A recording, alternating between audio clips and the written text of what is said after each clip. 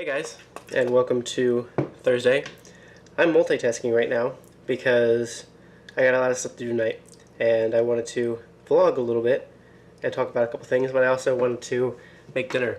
So I'm making something right now. I'll give you just a couple guesses what that is. It's one of my favorite things, and if you haven't guessed by now, well, you should go back and watch other vlogs. But I am making something right now. Gonna work on stuff pretty much as soon as I'm done with that.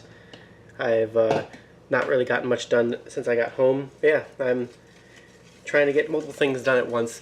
I have a lot of stuff to do tonight. Earlier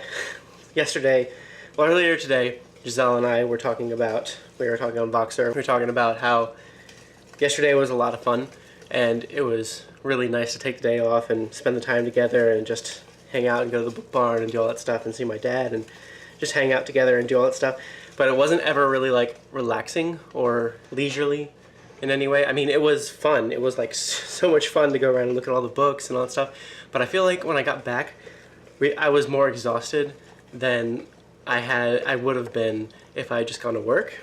So like it was a more exhausting day than like a work day, and it would have been really nice if we could have like today off too and like just relaxed, and like I could have just sat at my desk and worked on stuff, or we could just like hang out together. But obviously we can't take 2 days off in a row like that just out of nowhere for no reason. But I do have a lot of stuff to do because of it. We did get back a lot later than I realized we were going to, which is totally fine. Like I said, it was a lot of fun, and I'm really happy that we went, and I took that day off and did that. But it meant that when I got home last night, I literally, like, you saw me passed on the floor. I was just like passed out on the floor for a little bit, and then I went to my desk and posted the 4 vlogs I needed to post that day, and then just kind of I read for a little bit, and then I went right to bed. And I still didn't end up going to bed until like midnight, but I think I read for longer than I meant to, and my eyes were like dead. They were like falling on my head by the time I was done. So I didn't really get all that much done last night when we got back, but I would like to get some stuff done tonight. I really would love to edit the next 5 vlogs. I think I can get them all done tonight. It's the last 5 vlogs before the hard drive stopped working. The last 5 vlogs that we have left before all the ones that we lost.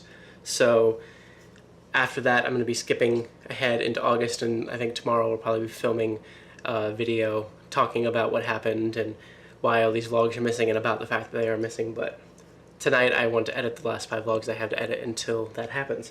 So that would be really nice. So I'm going to make this, and I'm going to probably work out for a little bit just so I don't completely skip it for the day, and then go ahead and work on stuff. Jump right into it. I did get home a little bit early.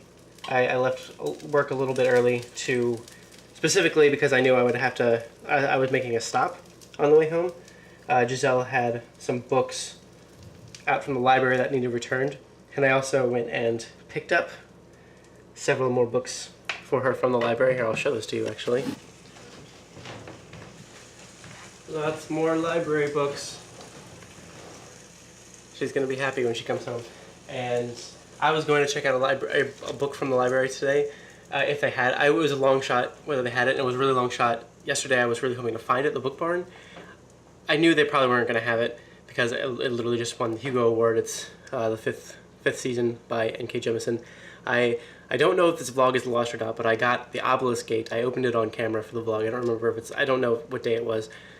I think it's probably one of the days that we lost it. Yeah, I got the Obelisk Gate from the publisher, and I haven't read the 5th season yet. And I was hoping to find it used at some point, but I haven't gotten it yet. So I think I'm going to check it out from the library. I know a library around here probably has it. I just wasn't at that library that I went to. But I got these for her, and I also got something else. This is actually one of my main reasons for putting the camera down and starting to film while making stuff. This is a package from Tor, and publicist got in contact with me about doing a review for this book, or just getting a review copy for the book at least. And I was interested. I was like, yeah, sure. Go ahead and send that to me. And she did. Very nice of her. And it's actually a book I think I'm going to try to read in October. It's called Red Right Hand by Levi Black. And I think it's supposed to be like a Lovecraftian kind of horror kind of thing. And it's not that long, actually. Yeah, it's not that long. I think I could definitely get through this pretty quickly, and it would be nice to do a review for it in October. I'm pretty sure it's out already, but I will still try to do a review for it in a timely manner. Yeah, it came out on July 26th, so cool. And she also sent me 2 other books, ones that, I mean, I didn't know anything about beforehand, but look pretty cool. They got some cool covers.